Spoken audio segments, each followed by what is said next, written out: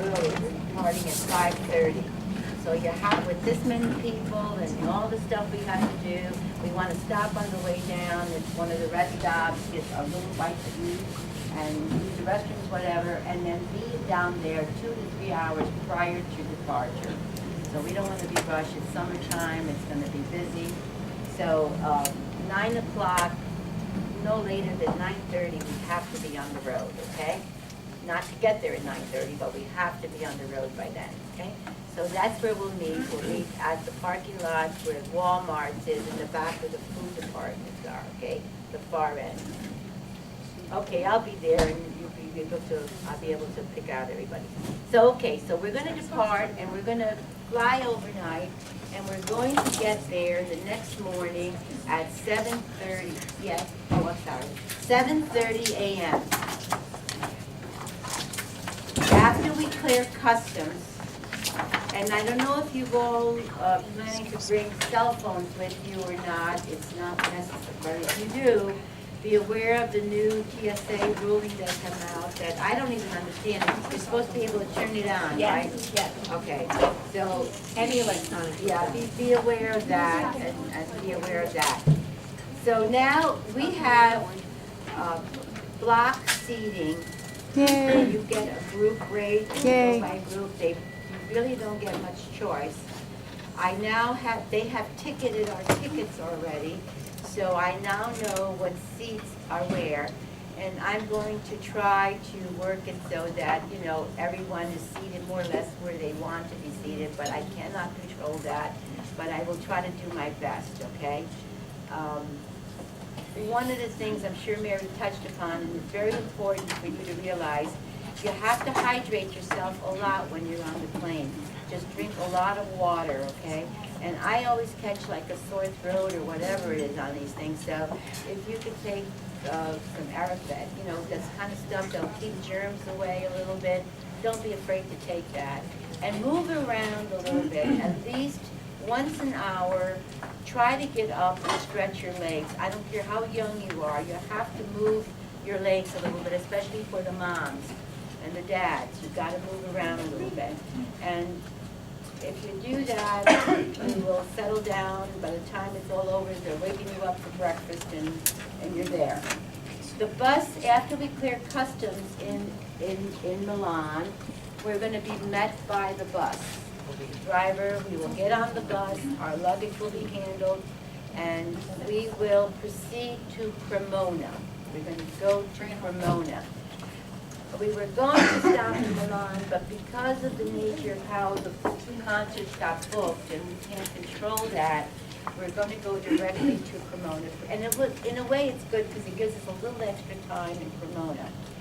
So we're going to get to the Cremona, we're going to get settled in our hotel, and we're going to have a guide that's going to take us and show us the highlights of Cremona. And in Cremona, we have tickets. I think it's 25 groups at a time, or whatever, but we have that all worked out. And you're going to see the Stradivarius and the museum, because of course you know Cremona is renowned for the home of the best and most renowned masters of violin making. And you actually maybe could even handle one. They used to be able to have you handle one. So that will be a big thrill, will it not, for the violin players? So, okay, so that is basically all the time we're going to have to do. You get the flavor of the city. Cremona is a wonderful, the flavor it is Middle Ages, that era. It's a wonderful little town, and you will love it. It's a thrill for me, too, because I've never been to Cremona. There's a lot of people there, so I'm excited about that. We're going to stay at a very nice hotel there. We're going to have a lovely dinner there. She's even sending me some menus. I want to talk about food a little bit since we're on that right now. I noticed there's one vegetarian, there's one gluten-free, and everybody else, and there's a shellfish allergy. Dairy, Two lactose intolerant. all right, what does that mean? Does it mean that you can tolerate some of the things in cooking as long as you take, my husband is, but as long as he takes a lactose intolerant tablet, and he doesn't abuse it, I mean, you're not gonna have, maybe you can get by, because Italian cooking, you really can't take cheese out of the equation, you know? So, what you have to do is perhaps take your Yeah, I have bills, so I'm. so we're not gonna give you a dairy-laden menu. Yeah. I know by the nature of the beast that there's going to be cheese and As long as stuff. it's not excessive. Excessive, And I don't know about. Very Lucy, good. though. And just take that. Now, for the vegetarians, Anything? Okay. Over there. I'm going to, yeah, there's two of you. Yeah, there's two of you. Are you, Evan? No. Evan's mom. There's I'm more than Evan's two. mom. Evan's not here. Evan's a vegetarian? Yes. And that's Also two over here. and three, so I have three. Yeah. Oh, you, I'm sorry, I'm pointing the wrong way. Three of you, okay. So I'm gonna have to talk to the people there. Pasta you're fine with, and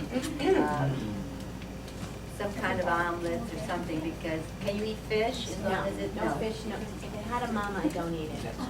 Okay, what do you? So like eggs, milk, any of that's fine. Okay, Cheese, vegetables, just frittatas, vegetables. and Yeah, all that that's kind of actually stuff. easier than you probably think. All Just right. no meat, No no meat, fish. okay. They would like that. All right, so good. Sounds So good. that takes care of the food. I've ordered gluten-free for you, Maestro, on the plane, so that at least you can have something on the plane that's gluten-free. And I now have to order 3 vegetarian dinners instead of 2. Or 1, rather. So we're all set. All right, so that's done. So now we're in Cremona. Now, I don't know if you plan to practice there or not that night or whatever, because the very next day, no, you're gonna, from what I hear, from what I don't think. from what I hear from the I don't think maestro, so. he's so happy with the way you've come together in sound that he's very excited by it. So I have the greatest, You shouldn't say anything about it. the Italian way is to say, you're not good enough, you gotta practice some more. It sounds very bad. So anyway, so we're going to, then the next day, you're going to have breakfast at the hotel, and we've got to get an early start. Oh, I wanted to touch upon that. Now, you've arrived on this day that you're going to be in Cremona and do the thing, and in a way, it's the perfect itinerary because it keeps you from giving in to go lay down. The worst thing you can do when you travel overseas is to go lay down, because when you get there in the morning, it's in the middle of the night here, and your body is saying bed. If you give in to that, it'll take you a week to snap out of and get your body clock back. But if you keep going that first day, nothing strenuous, but don't go to a bed, you will sleep that night like a log. And the next day, you will wake up much more refreshed than if you took a nap, because then you'll wake up in the middle of the night and say, it's 9 o'clock in the morning, what am I doing in bed? Your body's saying, all right? So you've got to stay awake. So the perfect itinerary with the tour and the dinner, and by that, you'll be ready for bed. Next morning, we get up at 9 o'clock, we have to be on the road. It's a ride to get to Montecatini, okay? And when we get to Montecatini, that night is your concert, so you want to get there early enough so that you can chill out a little bit and get yourselves organized better and get the new environment settled. So we're going to get there, and we're going to go to the hotel, which is City Center, and you are going to need to have dinner at the hotel and be ready to go to concert. You could do a little warm-up practice if you want, they said. And it'll be 7 o'clock for that. Concert 7 o'clock. It will be, no, your availability of the space. Yes. Now, you are going to be playing in one of the most beautiful, wait till you see, it'll knock your socks off. It is the most beautiful spa in Italy. The Montecatini is just a beautiful little town, and it's known for its spas. Italians, Germans, they are very much into spas as a help to good, healthy living and your body refreshing itself.